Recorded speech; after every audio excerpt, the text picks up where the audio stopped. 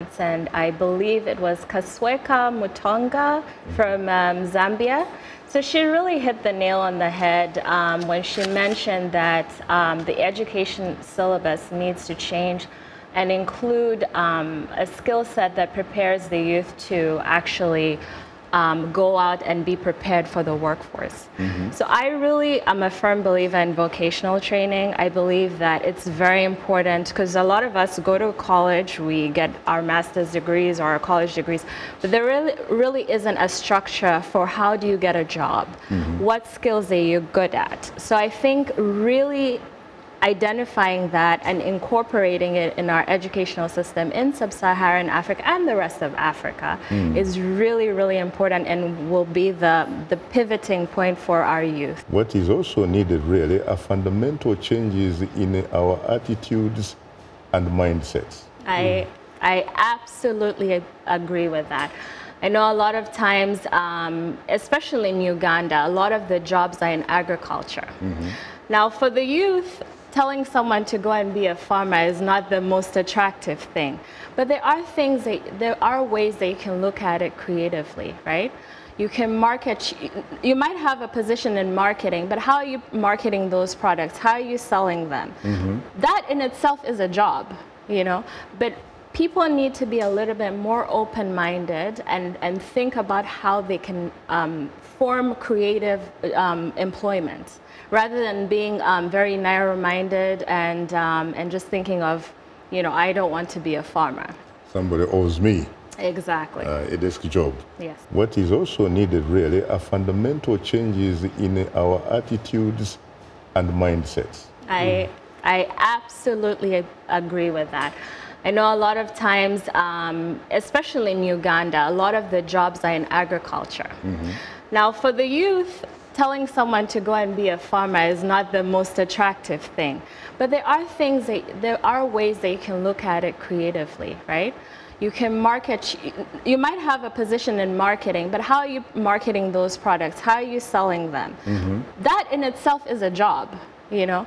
But people need to be a little bit more open-minded and think about how they can form creative employment, rather than being very narrow-minded and just thinking of, you know, I don't want to be a farmer. Somebody owes me. Exactly. A desk job. Yes. What about the issue of networking? So networking, you know, a lot of us have that mantra, networking, networking, networking. So that is the way that you channel your voice. You voice out your ideas. You have conversations with people who actually might change your mindset and might actually help you think larger. So networking, I believe, is very, very important to our youth, and they need to be taught to how to network, you know.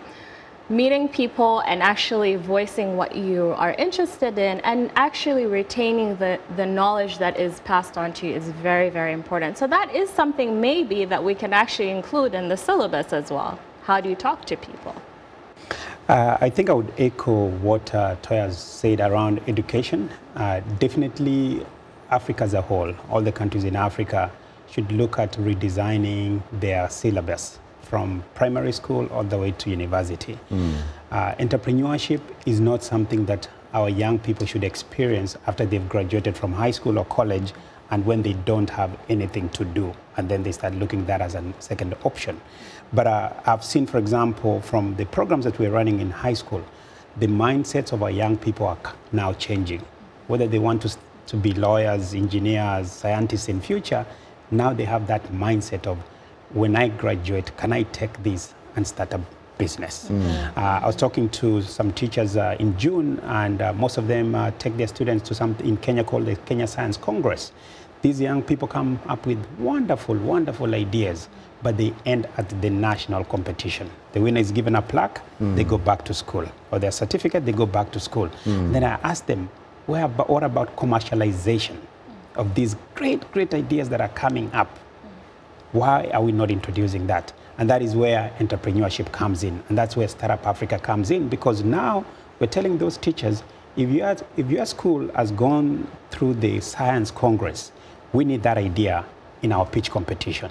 Because now we just give them the curriculum, they incorporate that into their science idea, and they're able to bring it as a commercialized idea that actually could be implemented down the road and open an industry.